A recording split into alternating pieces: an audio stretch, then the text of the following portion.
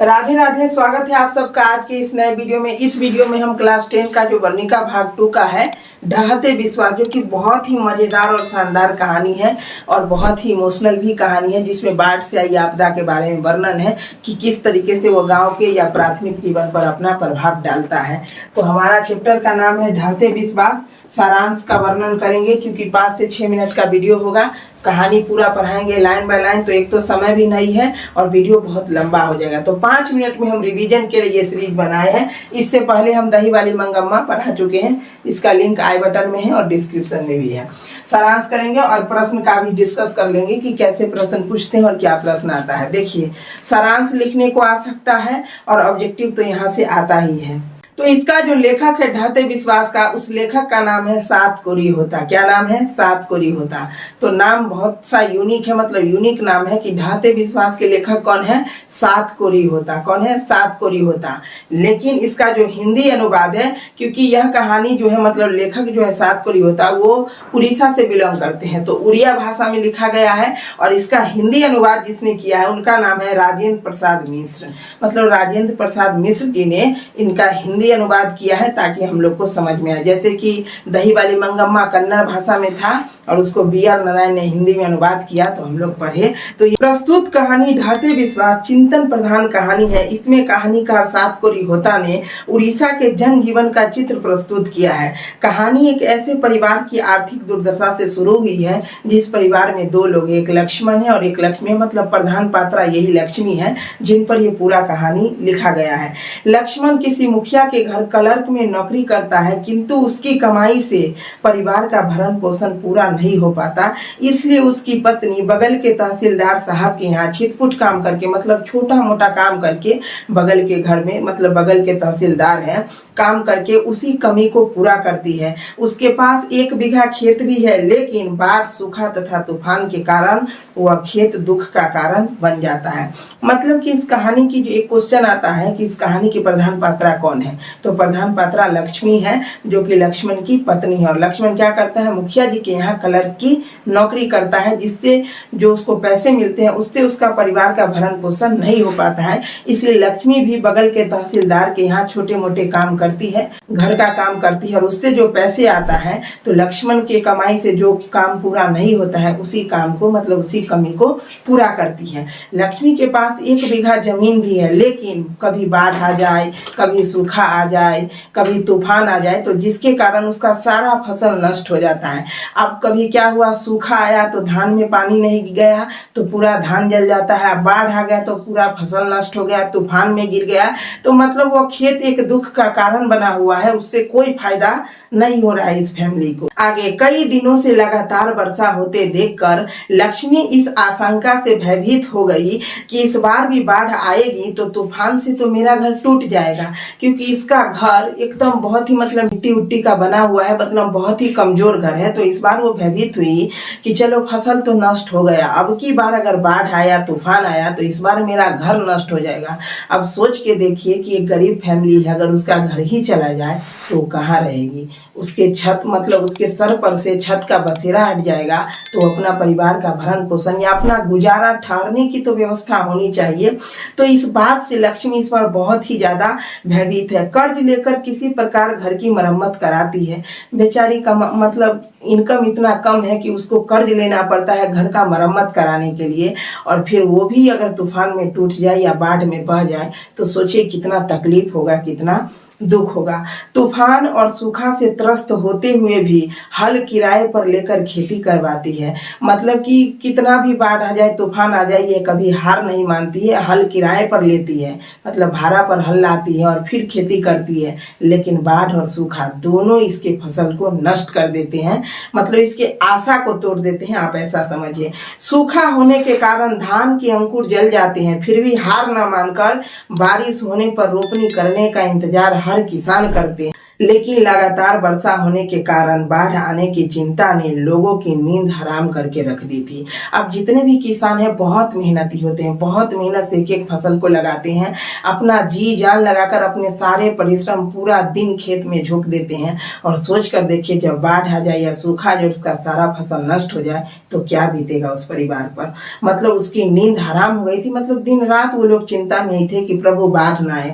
लक्ष्मी का घर देवी नदी के बांध के नीचे था। लक्ष्मी का घर कहाँ था?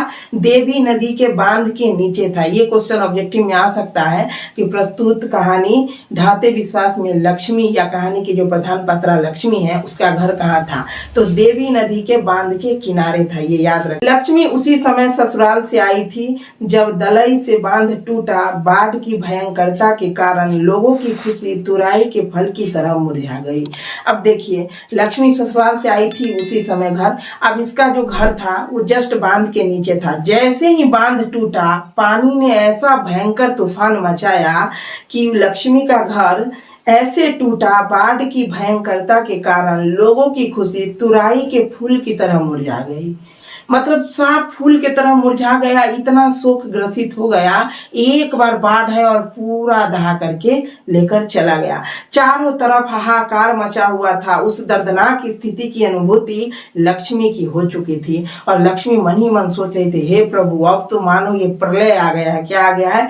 प्रलय आ गया। अब सोच के देखिए बहुत ही नजदीक बांध है और टूट जाए तो पूरा पानी एक साथ आएगा। मतलब कि उसके आशा पर ना पूरा दुख का पहाड़ का प्रलय टूट चुका था। लक्ष्मी वर्षा की निरंतरता से भीषण बाढ़ आने की बात सोचकर दुखी हो रही थी। उसके पति लक्ष्मण की नौकरी से कुछ पैसे भेजा था और वह स्वयं तहसीलदार का छिटपुट काम करके बच्चों के साथ अपना भरण पोषण कर रही थी। भूमि का छोटा सा टुकड़ा तो प्रकृति प्रकोप से तबाह रहता था। दलई बांध टूटने की विभीषिका तो वह पहले ही देख चुकी थी। वह भयानक अनुभूति रह रह कर जाग उठती थी। तूफान, सूखा और बाढ़, इन तीन प्राकृतिक विपदाओं से कौन रक्षा करे। मतलब कि दिन रात लक्ष्मी के मन में यही चल रहा था कि प्रभु एक विपदा नहीं है, तीन विपदा है। तूफान भी है, बाढ़ भी है, सूखा भी है, ऊपर से हमारा घर मिट्टी का है, बांध के किनारे है। न जाने इस बार क्या होगा। सारा फसल पहले ही नष्ट हो चुका है। पति को जहाँ नौकरी करता है यानी लक्ष्मण जो नौकरी करते हैं वहां से भी बहुत ही कम पैसे आते हैं। ये भी बगल के तहसीलदार के यहाँ काम करते हैं जिससे कुछ पैसे होते हैं तो परिवारों का भरण पोषण होता है। मतलब कुल मिलाकर सोचिए कि सिर्फ दुख भरी कहानी है। इसीलिए सातकोरी होता जो इनके लेखक है उन्होंने पहले ही कहा कि यह कहानी चिंतन प्रधान कहानी है। मतलब चिंता करने योग्य है, गहराई से समझने योग्य है। बांध की सुरक्षा के लिए ग्रामीण युवक स्वयं देशी दल बनकर बांध की सुरक्षा में संलग्न थे। मतलब गांव के जो लोग थे वो स्वयं बोलते हैं ना, स्वयं मतलब खुद से बांध की रक्षा करने के लिए गए थे। लक्ष्मी भी बड़े लड़के को बांध पर भेजकर 2 लड़कियों और 1 साल के लड़के के साथ घर पर है। मतलब लक्ष्मी का जो बड़ा लड़का था उसको भी वो गांव वालों के साथ बांध बनाने के लिए भेज दीजिए, जाओ बांध का मरम्मत करो, क्योंकि इस बार अगर वो टूटा तो वो पूरा कहर लेकर बरसेगा और जिसमें हमारी आशा, हमारी उम्मीद सब एक साथ बह जाएगी। पूरा चारों तरफ हाहाकार मच जाएगा। पूर्व में ऐसी भयानक स्थिति को देखकर भी लोग यहाँ खिसके नहीं। शायद इसी प्रकार नदियों के किनारे नगर और जनपद बनते गए। लक्ष्मी भी पूर्व के आधार पर कुछ बर्तन कपड़ा संग्रह कर लिया, गाय बकरियों को भी खोल दिया। पानी तार की ओर बढ़ रहा और शोर मचा रहा। ग्रामीण युवक काम में जुटे थे और लोगों में जोश भर रहे थे तथा लोगों को ऊंचे पर जाने को निर्देश भी दे रहे थे। सब लोगों का विश्वास आशंका में बदल गया। लोग कांपते पैरों से टीले की ओर भागे। स्कूल में भर गए, देवी स्थान भी भर गया। लोग हताश थे। अब तो केवल माँ चंडेश्वरी का ही भरोसा है। मतलब जहां जहां उनको जगह मिला, कोई स्कूल में छिप गया, कोई स्कूल में चला गया, कोई जो देवी स्थान का जो मंदिर था उसमें जाके भर गया, क्योंकि मंदिर पहाड़ पर था माता चंडेश्वरी का, तो वहां पर जाके भर गया। सबका जो विश्वास था ना वो सब आशंका में बदल गया। नहीं, बांध इस बार टूट ही जाएगा और बाढ़ इस बार आकर ही रहेगी। लक्ष्मी भी आशा छोड़कर जैसे तैसे बच्चों को लेकर भाग रही थी, क्योंकि बांध टूट गया था और बाढ़ वृक्ष घर सबको जल्दी लीन रहा था। मतलब बाढ़ की जो रफ्तार थी वो इतना भयानक था कि मंदिर, वृक्ष, घर सब उसमें समा रहे थे और लक्ष्मी भाग रही थी। शिव मंदिर के समीप पानी का बहाव इतना बढ़ गया कि लक्ष्मी बरगद की जटा में लटकर पेड़ पर चढ़ गई। मतलब कि शिव मंदिर के पास जो था उतना तेजी से इतना भयानक बाढ़ आया कि लक्ष्मी बरगद के पेड़ में जो रस्सी टाइप का लटका हुआ रहता है उसको पकड़कर लक्ष्मी और उस पर चढ़ गई। वह कब बेहोश हो गई, कोई किसी की पुकार सुनने वाला नहीं, और चढ़ते चढ़ते मतलब वो थक गई होगी, मुरझा कर गिर गई। अब कब क्या हुआ इसको कुछ भनक नहीं। चारों तरफ हाहाकार मचा था, कोई किसी की पुकार सुनने वाला नहीं है। टीले पर लोग अपने को खोज रहे थे। स्कूल भी डूब चुका था, अतः लोग कमर भर पानी में किसी तरह खड़े थे। अब स्कूल में जो लोग थे, स्कूल भी पूरा डूब गया, तो लोगों को आशंका था कि जैसे किसी का भाई हो गया, किसी के पिताजी हो गए, किसी की मैया हो गई, किसी का बहन हो गया, मतलब सबको लोग आपस में खोज रहे थे। लक्ष्मी को होश आने पर उसका छोटा लड़का लापता था। जब लक्ष्मी को होश आया तो देखी कि मेरा जो छोटा लड़का 1 साल का था, जिसको लेकर वह घर पर थी और बड़े वाले लड़के को टीले पर भेजी थी, तो उसको भी खोज रही थी क्योंकि वह भी लापता था। अब बाढ़ अचानक से आया, हो सकता है कि उसमें भाग गए हो। मतलब बाढ़ एक ऐसी प्राकृतिक आपदा है जो मानव की उम्मीद, आशा सब पर पानी फेर देती है, आर्थिक, मानसिक सभी रूप से कमजोर कर देती है। अभी पंजाब में ऐसा बाढ़ आया जिसमें किसानों को बहुत ही नुकसान हुआ। आप लोग लेटेस्ट न्यूज सुने होंगे। लक्ष्मी के होश आने पर उसका छोटा लड़का लापता था। वह रोज चिल्ला रही थी, वह चीख रही थी, चिल्ला रही थी, पर उसकी सुनने वाला कोई नहीं था। लोगों का विश्वास देवी देवताओं पर से भी उठ गया, क्योंकि इन सब पर बार बार विश्वास करके लोग ठगे जा रहे हैं। लक्ष्मी ने पुनः पीछे देखा, पर उसकी दृष्टि शून्य थी। फिर भी एक शिशु शव को उसने पेड़ के तने पर से उठा लिया और सीने से लगा लिया, जबकि वह उसके पुत्र का सब नहीं था। मतलब लक्ष्मी जो थी ना, वो इतना घबरा गई थी, इतना उसका माइंड डिस्टर्ब हो गया था कि उसको भगवान पर से भी भरोसा उठ गया था। क्योंकि बार बार लोग कहते थे कि देवी देवता पर विश्वास रखो, भगवान पर विश्वास रखो, ऐसा कुछ नहीं। जो वास्तविक परिस्थिति है उस परिस्थिति का हल निकालना ही सच्चा विश्वास होता है।